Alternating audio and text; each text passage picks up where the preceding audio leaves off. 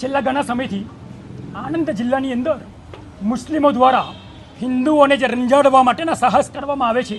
ખાસ કરીને લવ જેહાદ, લેન્ડ જેહાદ જેવા આંતરરાષ્ટ્રીય ષડયંત્રોમાં હિન્દુ માં બહેન દીકરીઓને ફસાવીને ફોસલાવીને લવ જેહાદનો જે ભોગ બનાવી રહ્યા છે અને સાથે સાથે